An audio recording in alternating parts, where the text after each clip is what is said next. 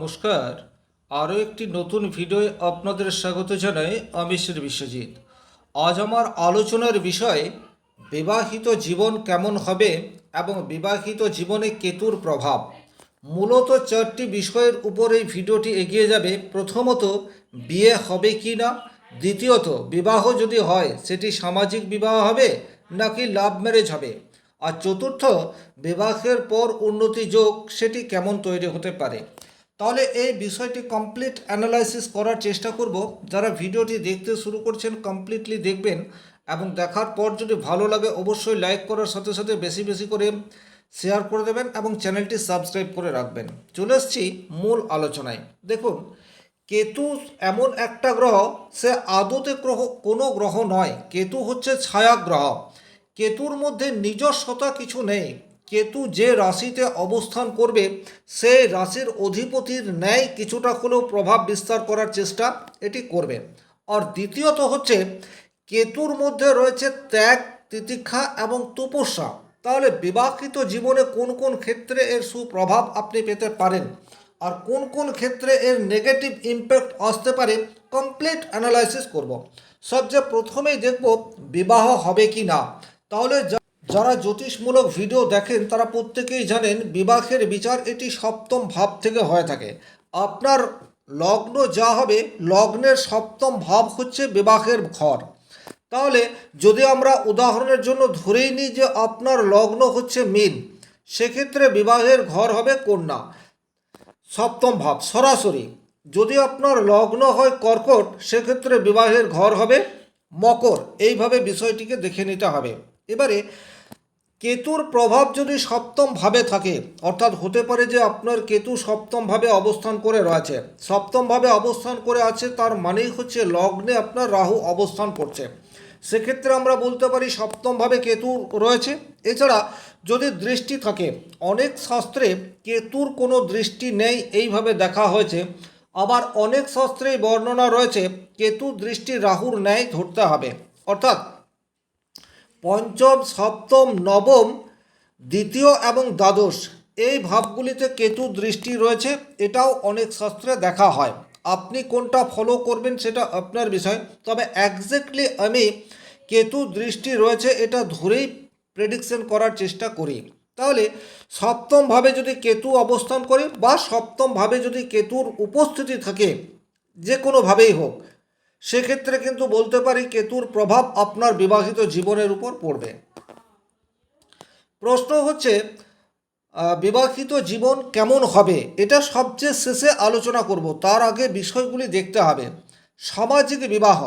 সামাজিক বিবাহ তার মানেই হচ্ছে যখন আপনার মধ্যে প্রেম হচ্ছে না বা প্রেম যদি হয়েও থাকে, প্রেম যদি ব্রেকআপ হয়, অর্থাৎ আপনার লাভ রিলেশনশিপ রয়েছে কিন্তু তার সাথে বিবাহ হলো না, তাহলে সেই রূপ বিবাহকে আমরা সামাজিক বিবাহ বলতে পারি, বা দেখাশোনা করে যেটা হয় তাকে আমরা সামাজিক বিবাহ বলতে পারি। তাহলে যদি আপনার পঞ্চম ভাব অপেক্ষাকৃত দুর্বল থাকে, পঞ্চম ভাব অ্যাক্টিভেট অবস্থায় না থাকে, কারণ পঞ্চম ভাব থেকে আমরা প্রেমের বিচার এটি করে থাকি, তাহলে পঞ্চম ভাবে কোনো গ্রহ নেই বা আপনার লগ্নের মধ্যে রাহু, মঙ্গল, শুক্র এদের প্রভাব খুব একটা নেই, পঞ্চম ভাবেও এই সমস্ত গ্রহের প্রভাব নেই, সেক্ষেত্রে আপনার জীবনে প্রেম আসার সম্ভাবনা অনেকটা কম।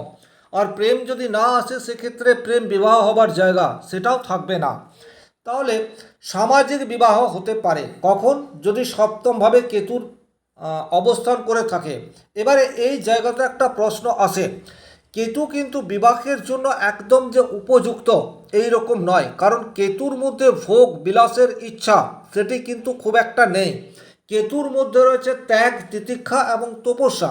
তাহলে যে মাত্র কেতুর মধ্যে ত্যাগ এই বিষয়টি অ্যাক্টিভেট হবে, তখন কিন্তু আপনার বিবাহের প্রতি আগ্রহ এই বিষয়টি অনেকাংশে কমে যেতে পারে। এবং কেতুর মধ্যে রয়েছে তপস্যা। যদি কেতু শুভভাবে অবস্থান করে, কেতু যদি বৃহস্পতি নক্ষত্রে থাকে বা বৃহস্পতির রাশিতে অবস্থান করে, সেক্ষেত্রে কিন্তু আপনার মধ্যে ডিপ নলেজ এই বিষয়টি থাকবে এবং কোনো একটি গভীর বিষয়কে বোঝার চেষ্টা বা অধ্যয়ন করার চেষ্টা এটি আপনার মধ্যে থাকতে দেখা যাবে।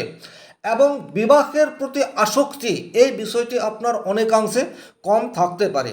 তবে সপ্তমে কেতু থাকলেই যে বিবাহ হবে না এইরূপ বিষয় নয়, কারণ লগ্নে আপনার রাহু অবস্থান করে আছে, এই বিষয়টিকেও খেয়াল রাখতে হবে।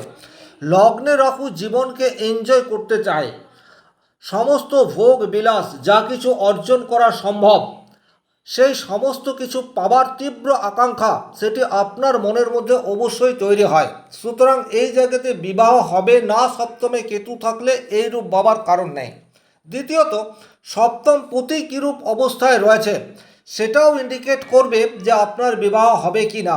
এখন সপ্তম পতি যদি ধরুন ষষ্ঠ ভাবের সাথে কানেকশন তৈরি করে দেয়, দ্বাদশ ভাবের সাথে কানেকশন তৈরি করে, সেক্ষেত্রে বিবাহ আপনার নাও হতে পারে। এবং যদি দশা অন্তর্দশা বা প্রত্যন্তর দশা এগুলিও আপনার সপ্তম পতির চলে অথবা কেতুর অন্তর্দশা বা দশা চলে, সেক্ষেত্রেও কিন্তু বিবাহের প্রতি আসক্তিহীন এই মনোভাব আপনার মনের মধ্যে আসতে পারে।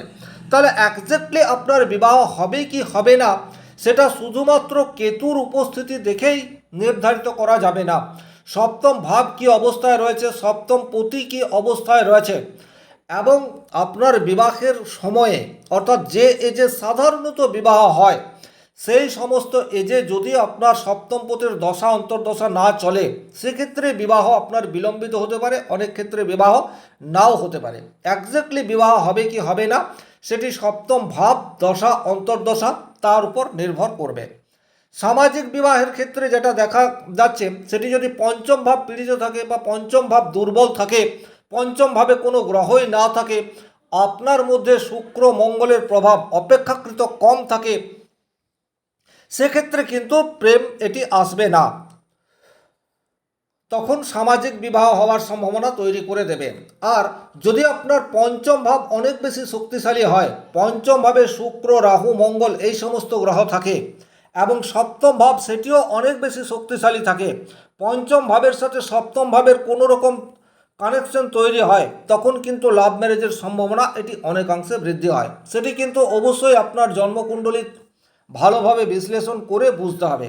সাধারণত জ্যোতিষশাস্ত্রে উল্লেখ রয়েছে পঞ্চম ভাবের সাথে সপ্তম ভাবের যদি সরাসরি কানেকশন তৈরি হয়, অর্থাৎ পঞ্চম পতি এবং সপ্তম পতি একই রাশিতে অবস্থান করে রয়েছে বা পঞ্চমপতি এবং সপ্তমপতি পরস্পরকে দৃষ্টি বিনিময় করছে, সেক্ষেত্রে লাভ ম্যারেজের সম্ভাবনা সেটা তৈরি হতে পারে। এবারে যেটা মেন প্রশ্ন সেটা হচ্ছে এখানে কেতুর ভূমিকা কি।